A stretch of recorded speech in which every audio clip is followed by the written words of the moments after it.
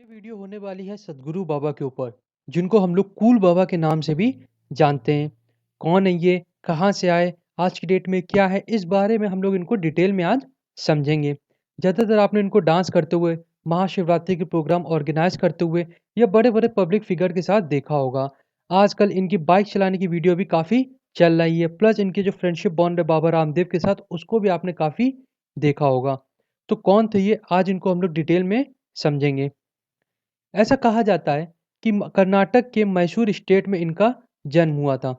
अपने 4 भाइयों-बहनों में सबसे छोटे थे ये। इनका असली नाम था जगदीश वासुदेव। इनका बर्थ हुआ था 3 सितंबर 1957 को।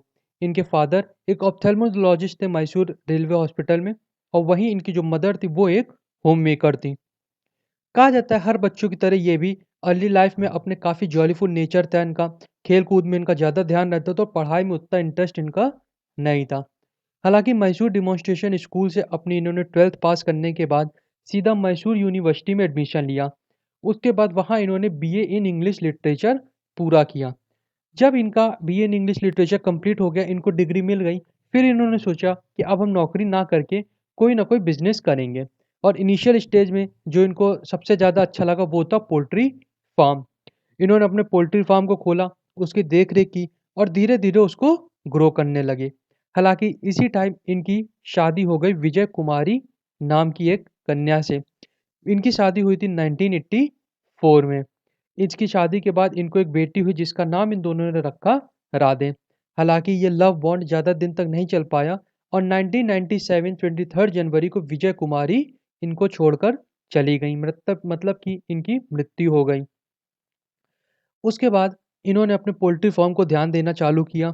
उसको धीरे-धीरे काफ़ी ग्रोथ तक ले गए। हालाँकि अपने घरवालों के ताने और इनकी वाइफ़ को भी कुछ ख़ास ये बिज़नेस पसंद नहीं आया था।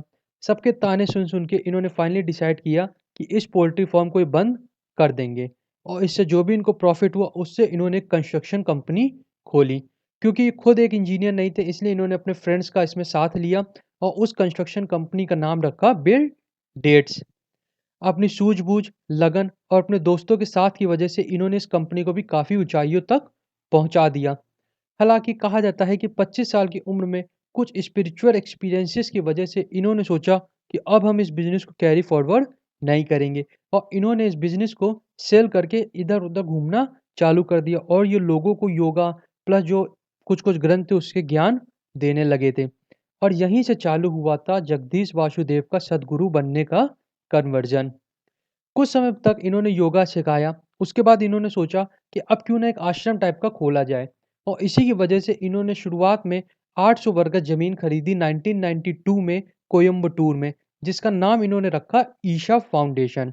हालाँकि देखते-देखते मैं अपनी मेहनत की वजह से इन्होंने इस ईशा फाउंडेशन को इतना अच्छे से ग्रो किया कि इनको लोग पैसा देने लगे, चंदा आने लगा इनके पास, प्लस इनकी एक्टिविटीज़ की वजह से जो ये लोग फ़ीस चार्ज करते थे, वो भी इनके पास काफ़ी अच्छे खासे अमाउंट में आने लगी।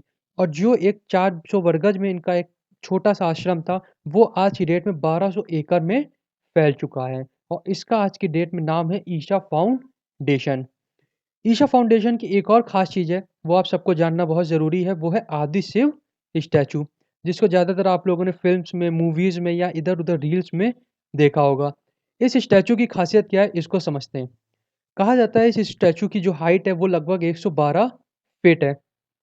24 फरवरी 2017 को इसको इनॉग्रेट किया गया था by prime minister Narendra Modi ji के द्वारा। ऐसा कहा जाता है कि इस पूरे स्टैचू को बनाने के लिए लगभग 20,000 आयरन प्लेट का इस्तेमाल हुआ है, और इस पूरी आयरन प्लेट की जो डिलीवरी है वो दी है हमारी सेल मतलब कि steel authority of India limited ने। कहा जाता है इस प्रोजेक्ट की जो कॉस्ट है वो लगभग 100 करोड़ थी, लेकिन एक्सपर्ट्स के मुताबिक इस प्रोजेक्ट की एक्चुअल कॉस्ट जो है वो 100 करोड़ से भी ज़्यादा थी। आज की डेट में ईशा योगा सेंटर जो कि 400 वर्कर्स का एक फार्म था, वो लगभग 5 कंट्रीज़ में फैल चुका है।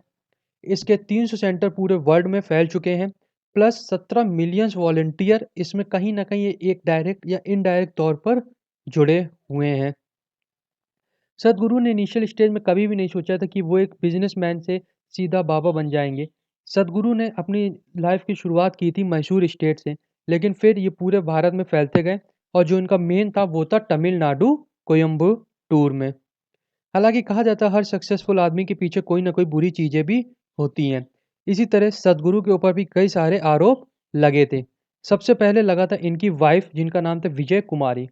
कहा जाता है 1984 में शादी होने के बाद 1997 में ये ख़त्म हो गई। हालाँकि ये ख़त्म नहीं हुई थी, इन्होंने समाधि ली थी और फिर वहीं पर इनको क्रीमेट कर दिया गया था, इनको जलाया नहीं गया था। हालाँकि उसी के लगभग 1 हफ़्ते बाद इनके फादर इन लॉ ने इनके ऊपर चार्ज लगाया था कि इनकी वाइफ़ ने इनका मर्डर इन किया है। ऐसा इन्होंने क्यों कहा था, इसको समझते हैं। She was cremated the very next day and Jaggi Vasudev didn't wait for his father-in-law to come and see the body. क्योंकि इनकी वाइफ ने समाधि ली थी, वो ख़त्म नहीं हुई थी, इस वजह से उनको कुछ दिन तक रोका जा सकता था। लेकिन उनके फादर इन लॉ के आने से पहले इन्होंने उनको क्रीमेट कर दिया। उनके फादर इन लॉ ने एक कंप्लेंट दायर की थी जिस पे ये कहा था कि उन्हें कुछ न कुछ इनकी एक्टिविटीज़ में संदेह है कि क्यों ये हमारे आने तक भी रुक नहीं पाए थे और जबकि उन्होंने समाधि ली थी। विजी वॉज़ वेरी यंग, उनकी जो डॉटर थी वो भी काफ़ी उस समय छोटी थी और कोई भी माँ अपनी बेटी को ऐसे पल पर छोड़कर नहीं जाएगी। हालाँकि उन्होंने ऐसा क्यों किया, ये बात उन्हीं के साथ चला गया। कहा जाता है जग्गी वासुदेव की उनके पास कोई न कोई ऐसी स्पिरिचुअल शक्ति है कि जब भी कोई आदमी ये सोचना चाहेगा कि दुनिया बेकार है या हम इसको छोड़ दें, तो वो अपनी बातों से उनके विचार को कन्वर्ट कर सकते हैं। यदि इनके पास ये शक्ति थी तो क्यों इन्होंने अपनी वाइफ़ के साथ ऐसा नहीं किया? तो ये सारी बातें थी, हालाँकि एफआईआर हुई, पुलिस कोई भी तहकीकात नहीं की क्योंकि उनके पास कोई सबूत नहीं था और इस बात को पूरी तरह से ख़त्म कर दिया गया। हालाँकि इनके ऊपर ये आरोप आज भी लगा हुआ है। इनकी बेटी जिनका नाम है डॉटर राधे। कहा जाता है कि डॉक्टर राधे भी इनको कुछ ख़ास पसंद नहीं करती हैं। वो कभी भी पब्लिकली इनके लिए कुछ भी बोलना पसंद नहीं करती। इनके साथ कभी भी अपने सोशल मीडिया अकाउंट पर कोई फ़ोटो शेयर नहीं करती हैं। हालाँकि उसी की जगह अपनी माँ की ये यादें या उनकी कोई न कोई फ़ोटो शेयर करती रहती हैं। तो हो सकता है इनको कोई न कोई इनकी असलियत पता हो या इस वजह से। जो भी हो, ये आज भी हम लोग क्लियर नहीं कह सकते हैं। ऐसा कहा जाता है कि सद्गुरु बाबा केवल योगा सिखाते हैं, स्पिरिचुअल ज्ञान देते हैं और सारी बातें जो कि हम लोग सुनते आए हैं। लेकिन क्या आप लोगों को ये मालूम है कि इस पूरे ईशा योगा सेंटर की जो नेट वर्थ है वो आज की डेट में है 16 million USD. Can you believe it? आज की डेट में केवल योगा सिखा के ज्ञान देके क्या आप इतने पैसे कमा सकते हैं? ऐसा नहीं है। लोग क्या ये भी कहते हैं कि कैलाश मानसरोवर की यात्रा पे ले जाते हैं, जिसकी एवज़ में ये लोगों से बहुत मोटी रकम लिया करते हैं। एक्चुअल कॉस्ट जहाँ 1 लाख है तो वहीं पर ये लोगों से 5 लाख रुपए लेते हैं। रियल लाइफ़ में सद्गुरु बाबा एक बहुत ही कूल पिक्चर अपनी बनाने की कोशिश करते हैं। यदि आपने इनको देखा होगा बाइक से चलते हुए, लोगों से एक फ्रेंडली नेचर में बात करते हुए, ड्रेस एक नॉर्मल ना पहन के थोड़ा-सा हट के पहनने की, तो ये सारी चीज़ें कहीं न कहीं इनकी बातों के एक अपोज़िट रिएक्ट करती हैं। कहीं आप कहते हैं कि एक सिंपल रहो और वहीं आप भी महँगी-महँगी बाइक से, महँगी-महँगी कार से, महँगे-महँगे कपड़े पहन के कूल एक नेचर अपना शो किया करते हैं। इन पे ये भी आरोप लगा है कि कोयंबटूर का जो इनका आश्रम है, वो एनवायरनमेंट डिस्टर्ब कर रहा है। हालाँकि उसी के अपोज़िट ये अपनी खुद एक तरह से जो अपने विचार लिखते हैं, उसमें लिखते हैं कि taking care of the environment is not an obligation. लेकिन जो कैग की रिपोर्ट आई थी 2018 में, उसने इनके ऊपर आरोप लगाए थे कि जानबूझ के ईशा फाउंडेशन की वजह से जो एनवायरनमेंट है, उसको ख़राब कर रहे हैं। तो ये एक तरह से पूरा ड्यूल नेचर इनका हो गया। जो भी बात करते हैं उसके अपोज़िट ही इनका एक्शन होता है। ये दिखाने की कोशिश करते हैं कि इनके जो आश्रम है उसमें बड़े-बड़े लोग आते हैं। हालाँकि जो इंटरनल लोग हैं उनका कहना है कि इसकी वजह से ये लोगों को एक ख़ास मोटी रकम दिया करते हैं, ताकि लोग इनके पास आएँ, इनसे जुड़े और इनकी जो एक पब्लिक इमेज है वो ज़्यादा बड़े पैमाने पर बढ़ती जाए। इस वजह से लोग इनके यहाँ आते हैं, बड़े-बड़े सेलिब्रिटी इनके आश्रम में आते हैं, महाशिवरात्रि के प्रोग्राम ये जो ऑर्गेनाइज़ करवाते हैं, ताकि इनकी जो पॉपुलैरिटी है वो बढ़े और इसकी एवज़ में लोगों को मोटी रकम दिया करते हैं। पॉलिटिक्स भी इनके पास काफ़ी अच्छे खासे लोग आते रहते हैं। ऐसा कहा जाता है कि कुछ समय बाद धीरे-धीरे ये इतना इन्होंने अपना एक पॉलिटिकल बैकग्राउंड बना लिया है कि आने वाले समय में खुद की अपनी एक पार्टी फ़ॉर्म करेंगे। तो ये था पूरा सद्गुरु बाबा के बारे में कौन थे ये, क्या हैं और आज की डेट में इन्होंने की नेट वर्थ जो है वो एक्चुअल में क्या है। अब ये सारी बातें आपको अच्छी लगी या बुरी हमको कमेंट में ज़रूर बताइएगा। Thank you.